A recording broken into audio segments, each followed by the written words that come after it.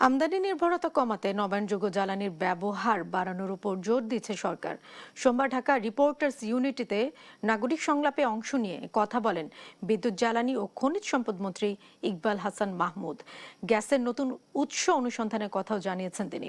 বলেন, গ্রামাঞ্চলে চলমান লোডশেডিং বিদ্যুৎ ঘাটতির কারণে নয়, কারিগরি সমস্যার কারণে হচ্ছে। সমাধান ক্ষেত্রে জ্বালানি নিরাপত্তা নিশ্চিত করতে নবায়নযোগ্য জ্বালানির প্রসারের নতুন কৌশলপত্র প্রণয়নের উদ্যোগ নিয়েছে সরকার। এ লক্ষ্যে আয়োজিত নাগরিক সংলাপে অংশ নেন নীতি নির্ধারক, বিশেষজ্ঞ ও ভোক্তা প্রতিনিধিরা।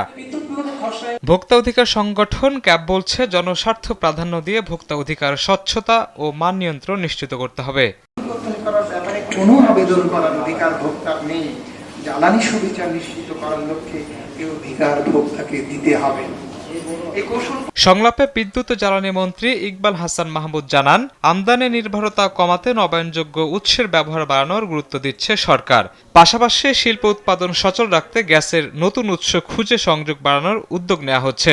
আমাদের গ্যাস ফিল্ডের আমরা কেবল টেন্ডার করেছি, এই গ্যাস ফুল থেকে গ্যাস বের করতে বহু সময় লাগবে, কিন্তু এখন যে গ্যাসটা সেটা প্রতিদিনই কমে যাচ্ছে, যার ফলে ইন্ডাস্ট্রি থেকে সুযোগের সঙ্গে সফল করতে আমরা এখন চিন্তা করছি কিভাবে ইন্ডাস্ট্রিকে গ্যাস দিয়ে সচল করা যায়।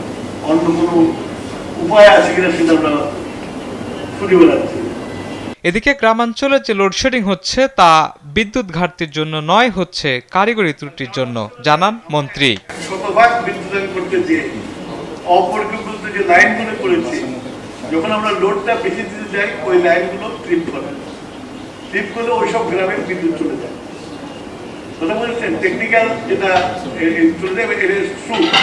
যার জন্য আমি পল্লী বিদ্যুৎকে বলেছি, তোমরা সেকশন তৈরি করো। আগের সরকার উচ্চমূল্যে বিদ্যুৎ কিনে প্রায় 56,000 কোটি টাকার বকেয়া রেখে গেছে।